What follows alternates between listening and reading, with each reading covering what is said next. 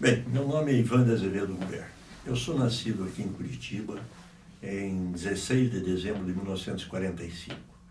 Eu sou filho de Mário Gubert e Aíra Azevedo Gubert. Minha mãe, de uma família aqui de Curitiba, filha de José Teixeira de Azevedo, um comerciante português, e Melânia Daledone de Azevedo, de uma família de origem italiana. Minha mãe dentista, meu pai médico. Meu pai, com uma família de Teixeira Soares, no interior do Paraná, muito próximo a Irati, filho de Felipe Gubert e Verônica Zene Gubert. Família de meu pai, família de pessoas muito humildes, italianos muito humildes, que ao chegarem aqui no Paraná, se instalaram na colônia de Santa Maria, aqui em Piraquara, indo depois para Teixeira Soares, onde, em 2 ciclos, da erva mate e da madeira, fizeram a sua vida. Meu avô e minha avó, que tiveram 9 filhos, conseguiram formar 7 deles em curso superior e 2 deles não se formaram porque realmente não quiseram. Meu pai médico, formado, casado com minha mãe, foi morar em Imbituva primeiro e logo na sequência em Teixeira Soares. Lá a família morou e lá nasceu minha irmã mais velha, Yara Maria Gubert Prieto, casada com Mauro Prieto, médico. E eu nasci em Curitiba, mas fui na sequência morar lá. Meu pai, como eu disse, era médico e o anseio grande dele era vir para Curitiba. Mas como médico da saúde pública, ele precisava guardar uma transferência. Então, iniciei os meus estudos primários no Grupo Escolar Ministro Gustavo Capanema, em Teixeira Soares. Fiz o primeiro ano lá e depois, pela transferência do meu pai aqui para Curitiba, acabei o primário no Grupo Escolar 19 de dezembro, na Rua Desembargador Mota, aqui em Curitiba. Foi um período maravilhoso de minha vida, morei uma parte de tempo grande na casa dos meus avós maternos. Na sequência, meu pai foi nomeado como diretor do Leprosário São Roque. Ele era leprologista e lá moramos na área dos funcionários e médicos por 2 anos. Eu vinha para a escola diariamente aqui em Curitiba. Fiz meu ginásio à época e científico no Colégio Santa Maria, onde consegui um relacionamento muito bom.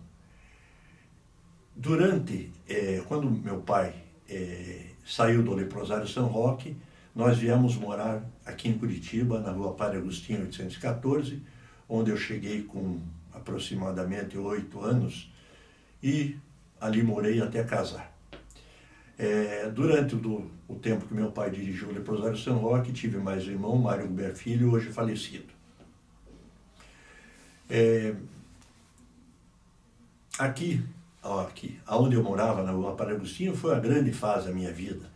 Adolescência, juventude, fiz amizades espetaculares, como todo jovem na época, todo menino na época, jogava futebol, joguei no Juvenil Juventus, joguei em clubes da 2ª divisão, Puti, Camponês, Barigui.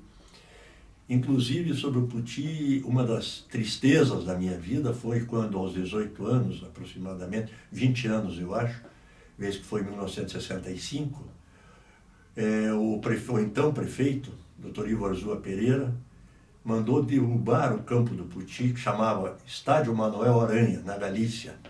É onde a gente jogava futebol, os mais velhos iam dançar. Era um encontro daqueles que moravam na região que era chamada efetivamente Galícia, que era muito próxima a Mercedes e ao Bigorrilho. Pois bem, com esta derrubada do campo, nós ficamos sem o nosso grande local de encontro, porque a praça não era aquilo que se queria, ninguém ia na praça para conversar, etc.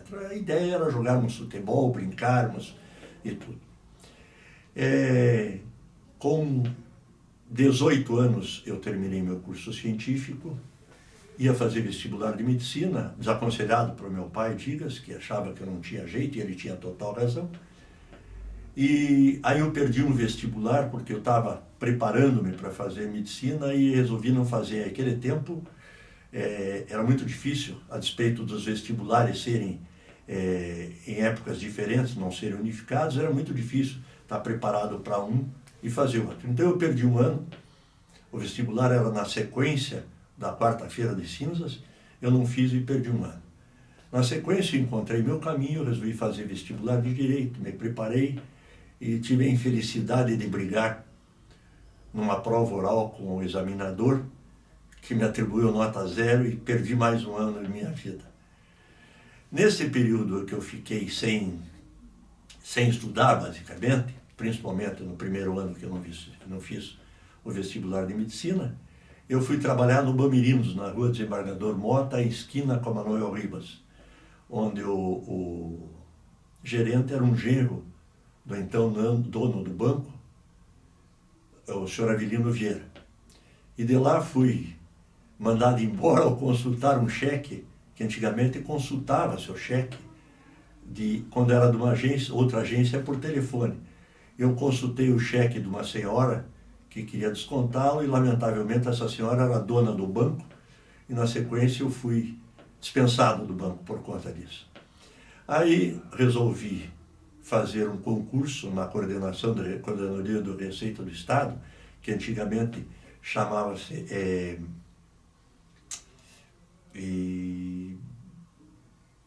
Departamento de Fiscalização de Rendas. Passei a trabalhar na fiscalização de rendas do Estado durante todo o meu curso de Direito. Eu passei em Direito na Universidade Federal do Paraná em 1966 e em 1966 mesmo eu passei em Ciências Econômicas na antiga Faculdade de Ciências Econômicas do Paraná, hoje FESP. Durante esse período eu fazia Faculdade de Direito no período da manhã, trabalhava na fiscalização após o almoço até o entardecer, e à noite eu fazia Faculdade de Ciências Econômicas. Então era uma corrida só, porque eu vinha a pé da praça da Universidade Federal até a Comendador Araújo, onde era a fiscalização, e voltava para fazer Ciências Econômicas próximo à Praça Osório, onde era a Faculdade de Ciências Econômicas, que era da família de Plácido Silva. Na minha época de Santa Maria, que eu contei há pouco, eu participei por longo tempo de todas as atividades futebolísticas, grêmio, estudantil, etc. E por conta disso eu sempre fui muito ligado na área estudantil.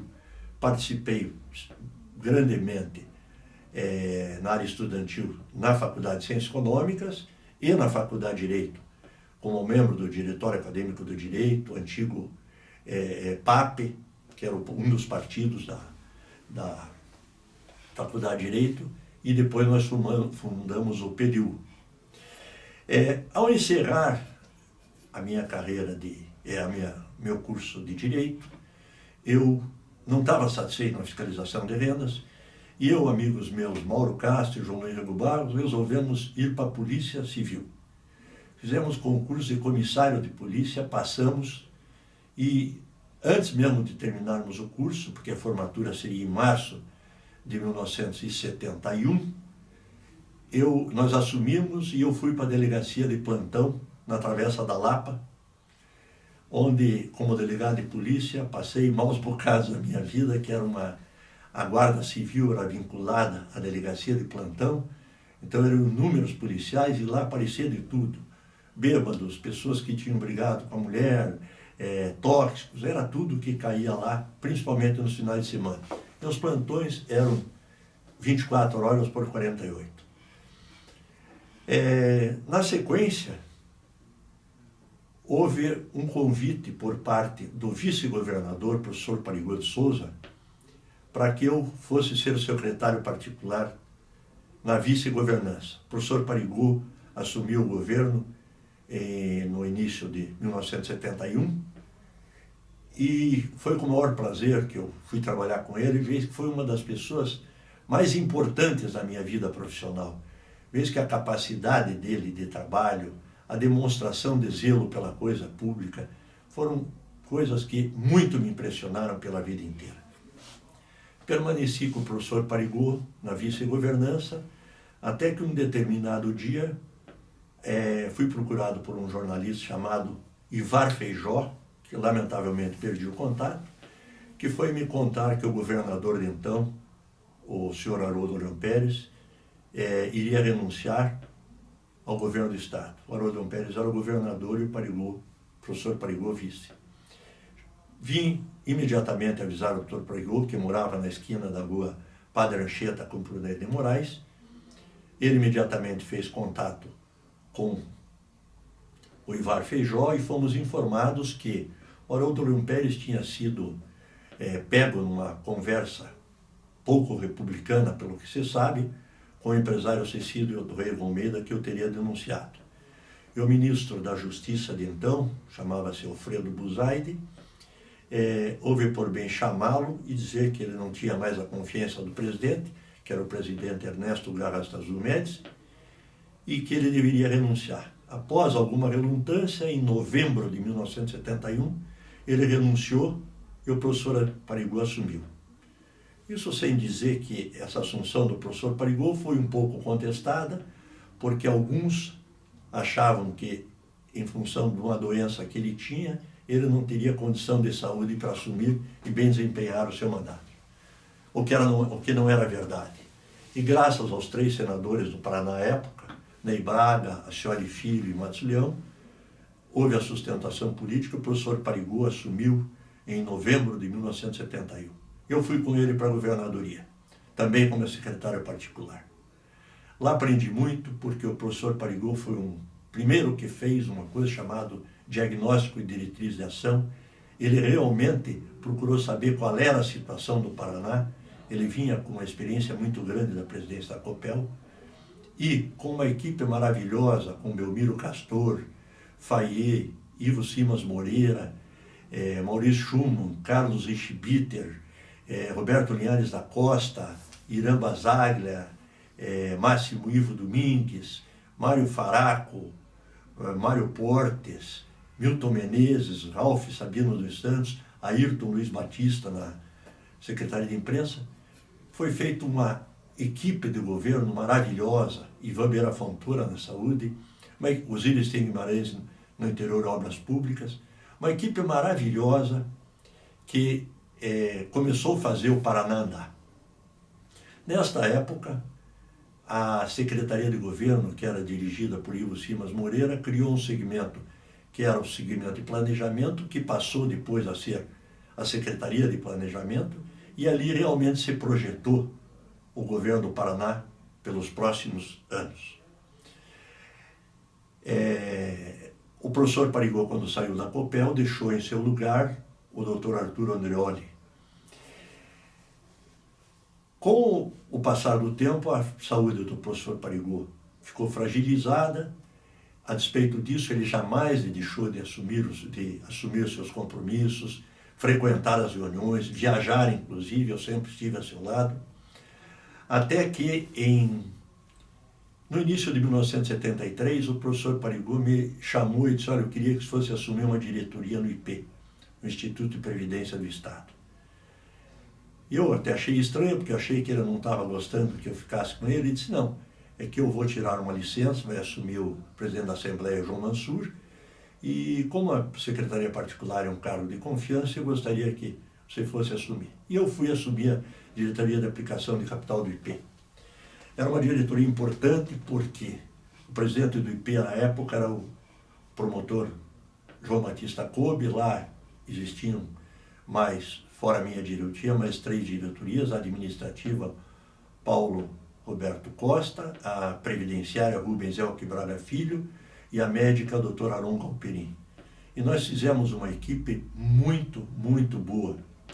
Inclusive, no gabinete do Dr. Parigô trabalhava, entre outros, hoje o atual presidente do Tribunal de Justiça, o Dr. o desembargador Paulo Vasconcelos, o ex-presidente da Ordem, Manuel de Oliveira Franco, e o ex-diretor-geral da Câmara Municipal, Cirilo Darcorveda André.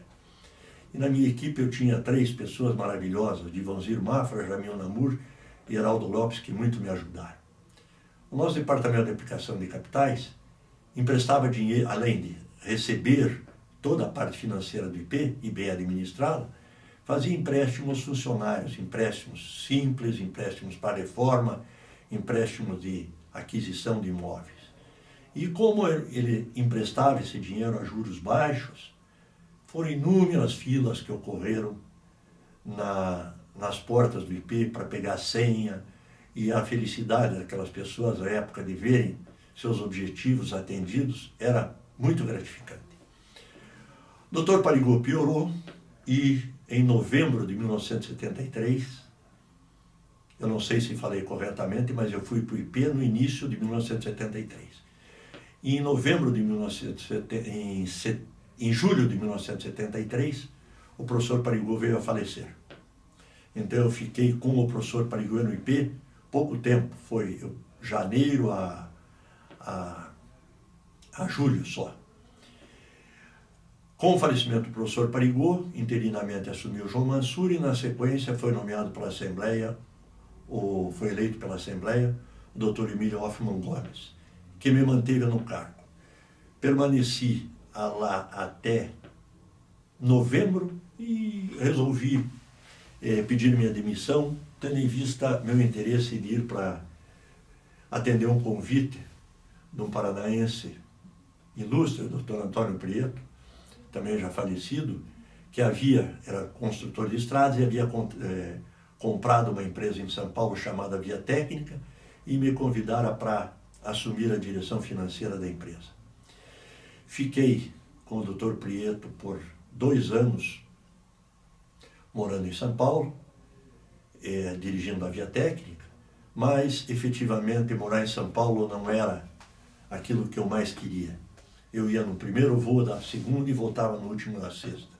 Eu tinha casado em novembro de 72 e efetivamente não era a vida que eu queria.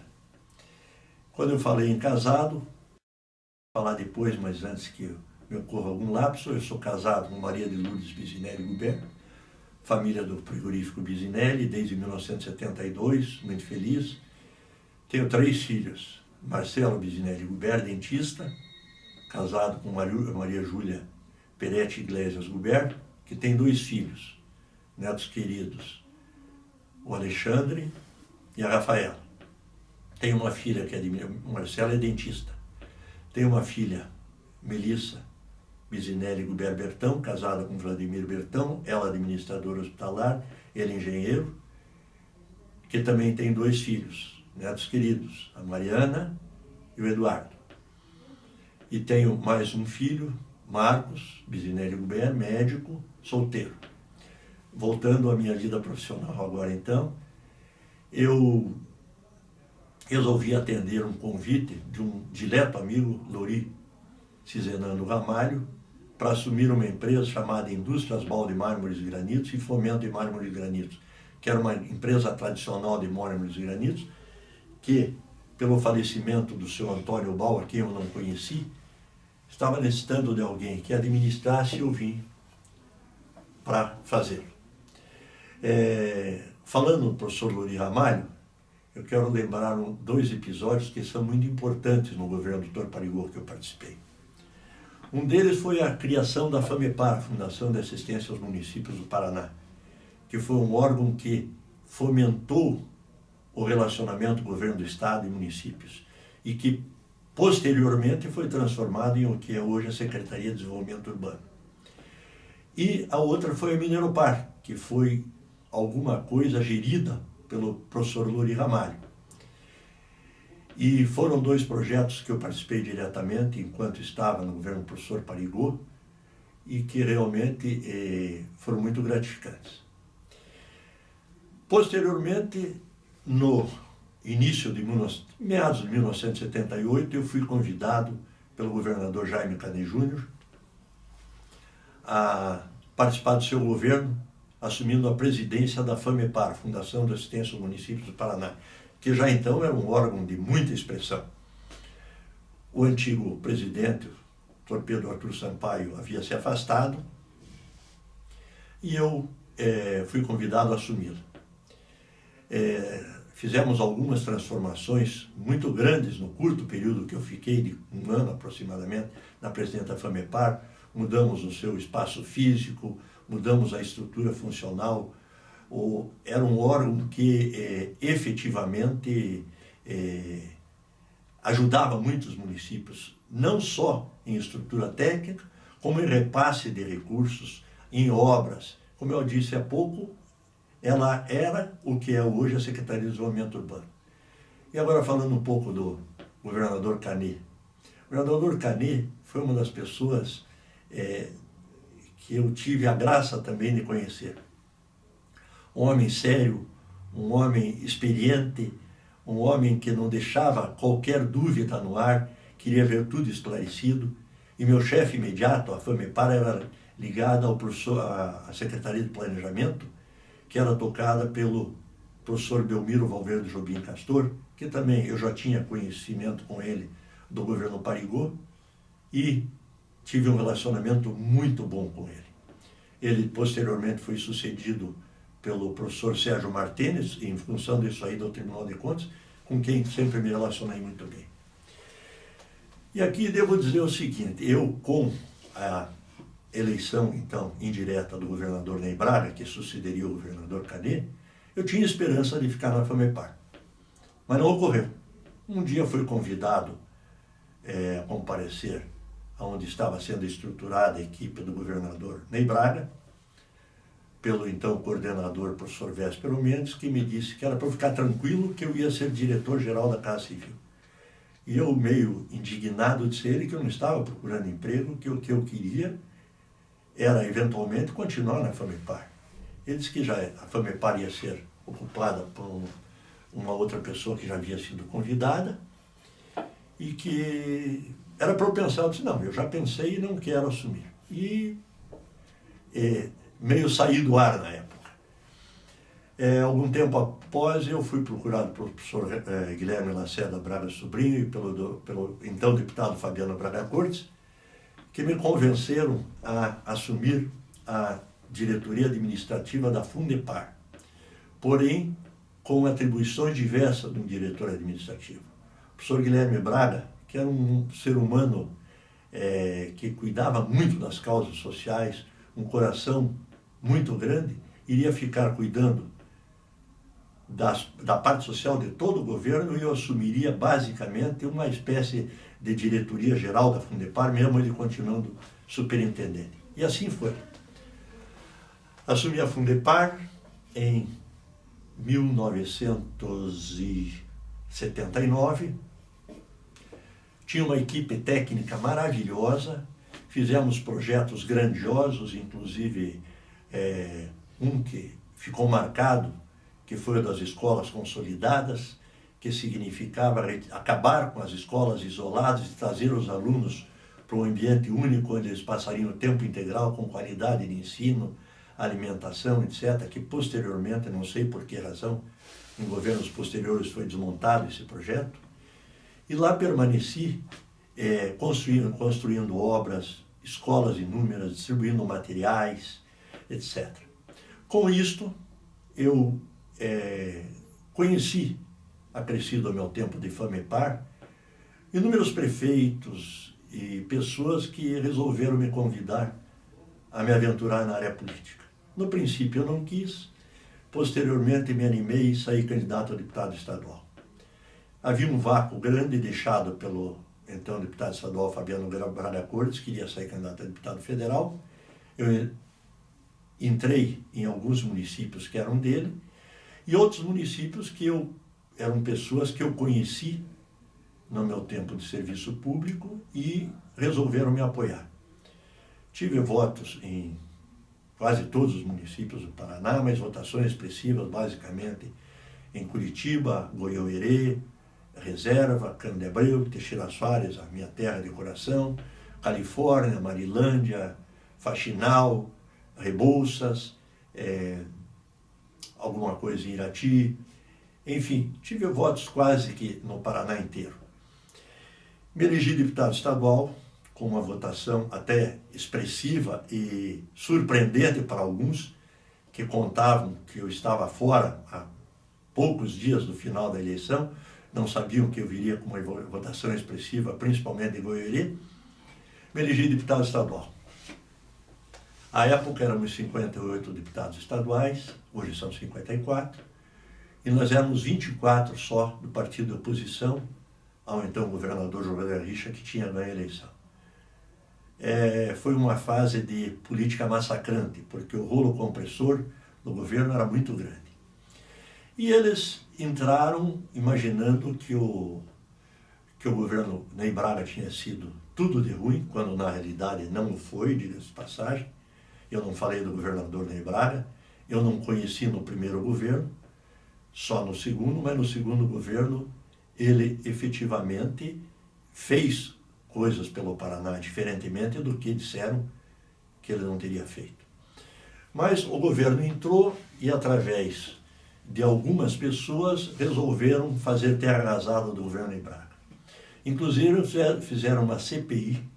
Isso foi uma das coisas que me machucou e me fez até me afastar um pouco da política posteriormente, dizendo que na grande maioria dos órgãos, como Fundepar, que eu trabalhava, Secretaria de Saúde, que era dirigida por Oscar Alves, genro do governador Ney Braga, Porto de Paranaguá, Café do Paraná, e diversos órgãos, Secretaria de Justiça, Secretaria de Cultura, que tinha havido corrupção, etc. Fizeram uma coisa chamada CPI da corrupção. Quando eu vi do que me acusavam, eu quase caí de costas. A Fundepar, como eu disse, ela fazia obras, distribuía material, comprava material, e dentro dos materiais que ela distribuía para as escolas existiam cadernos. Eles vasculharam a Fundepar inteira, a parte de obras, parte de compra, não encontraram nada. Aí resolveram dizer que eu tinha distribuído cadernos para setores que não poderiam receber. E pegaram como exemplo uma escola que eu tinha dado, eu não, a instituição tinha dado 4 caixas de cadernos, chamada Escola Tia Paula, que atendia algumas crianças carentes.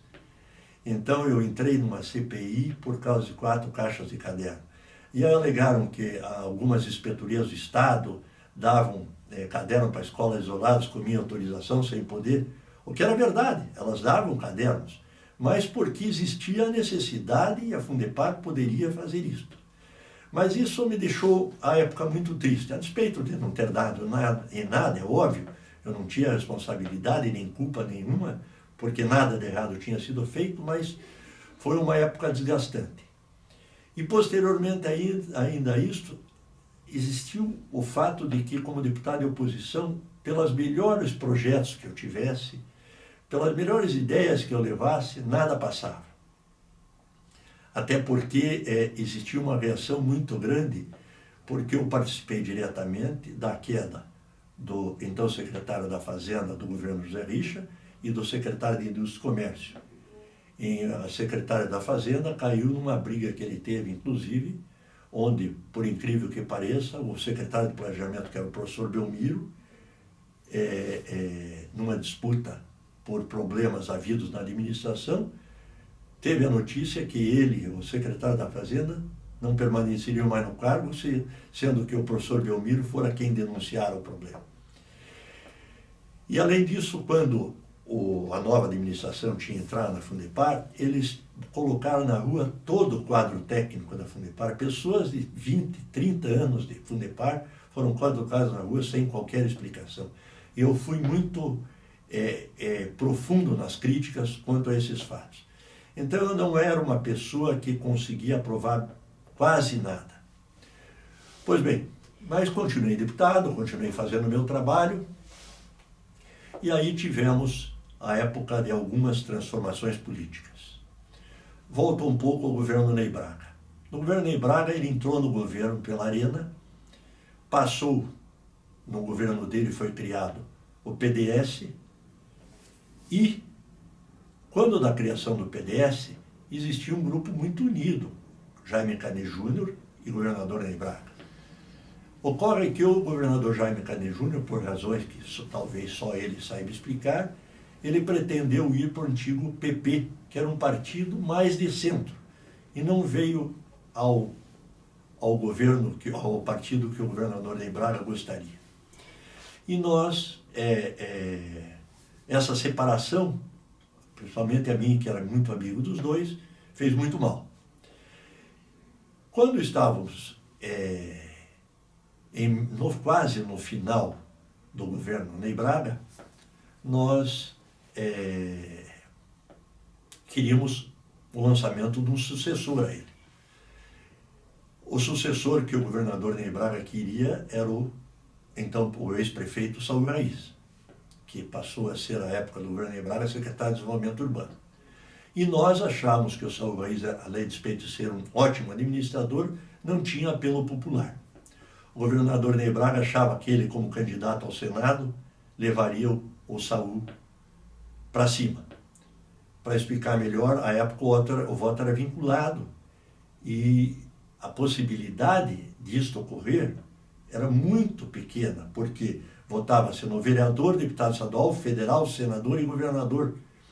Isso significava que era muito difícil que se fizesse, não houvesse da capilarização para cima, ao contrário do que o governador Ney Braga pensava, que viria de cima para baixo. Pois bem, o governador Ney Braga não se elegeu ao Senado, quem se elegeu foi o depois governador e senador Álvaro Dias, e quem ganhou a eleição para o governo foi o governador José Richa. Voltando agora, então, ao governo Ney Braga, aí, ao final do governo Ney Braga, nós precisávamos lançar um candidato. Ou melhor, acabei o Ney Braga, já me atrapalhei um pouco, mas vamos retornar. Aí perdeu a eleição. Fomos à oposição. Ao final do meu mandato de deputado, nós montamos um partido político chamado PFL. Esse partido político foi montado graças a uma cisão que houve no PDS. O PDS tinha como candidato no colégio eleitoral o senhor Paulo Maluf, e um grupo de insatisfeitos no PDS resolveu apoiar a eleição do depois presidente eleito Tancredo Neves, e por conta disto houve uma cisão no partido e foi montado o PFL. Eu, como deputado, trabalhei muito na montagem do PFL e me tornei secretário-geral do PFL no Paraná, sendo o presidente, o primeiro presidente, o ex-senador João de Matos Leão. O presidente da comissão provisória do PFL havia sido Fabiano Melgar Cortes e o secretário da comissão provisória, o deputado Augusto Carneiro. E nós somos incumbidos pelo, então, vice-presidente Aureliano Chaves, pelo Dr. Marco Maciel, que nós tínhamos que ter um candidato ao governo do estado do Paraná, para suceder o José Richa. Foi quando foi lançada a candidatura de Alencar Furtado, que era um homem de esquerda, que havia sido cassado e tinha muito pouco com a nossa opinião política, basicamente. Mas precisávamos ter um candidato, e ele foi nosso candidato, tendo como vice Jaime Lerner. Pois bem, foi uma preparação muito difícil. O Jaime Lerner iria para um lado e o Dr. Alencar para o outro, e foi efetivamente um resultado frustrante, onde o Dr. Alencar e o Jaime fizeram 25% dos votos, basicamente. Com isso, eu, como secretário, também me enterrei na política. E, além disso, eu tinha recebido um aviso do então deputado Aníbal Cury, de que o governo não tinha interesse na minha eleição e que ia lançar candidatos em diversos municípios onde eu tinha votos. E foi o que ocorreu. E, além disso, aqui em Curitiba, para uma surpresa minha, eu fui dormir uma determinada noite com 5.000 votos e acordei com 2.500. E mesmo os recursos que se podia fazer eram 24 horas depois de aberta a urna, já tinha passado o prazo, enfim, não me elegi. Pessoalmente, eu penso que foi muito bom para mim. A despeito de eu gostar muito de política, como eu já disse, eu tive uma frustração muito grande em função do que eu pude fazer como deputado, mas pessoalmente foi muito bom. Porque, eu esqueci de dizer, quando eu voltei de São Paulo para trabalhar como administrador da indústria balde, mármores e granitos e Fomento em Mármores e Granizo, eu montei meu escritório de advocacia. E estava com o escritório de advocacia todo esse tempo montado. Me deu a oportunidade ainda, então, com 40 anos, que foi quando eu deixei de ser deputado, de voltar para o meu escritório, claro que reiniciando, porque os clientes escasseiam, e basicamente aqueles que ficam são pro bono, ou seja, graciosos em função da vida política e pública. E reiniciei minha advocacia, que graças a Deus, onde eu estou até hoje, advogando com meu escritório, tranquilo e de bem com a vida. Esta é uma parte da minha história. Um homem que começou a trabalhar aos 18 anos, chega aos 70 com vontade de trabalhar até aos 80, 85, 90, até quando Deus permitir. Uma família maravilhosa, vim de uma família muito humilde que conseguiu ascender e chegamos onde chegamos graças ao trabalho, honestidade e dedicação. Tenho primos, parentes, todos pessoas íntegras, competentes, e tenho um convívio social que me permite dizer que eu sou um homem feliz hoje. Era isso que eu tinha que dizer, um pouco da vida desse curitibano de amor, que quer continuar sendo curitibano, a despeito de ter um pouquinho de Teixeira Soarense, e quer continuar sendo essa pessoa que é, tendo os amigos que tem, a família que tem, e vivendo tranquilo e podendo dar cada dia mais testemunho de alguma coisa de boa que posso fazer.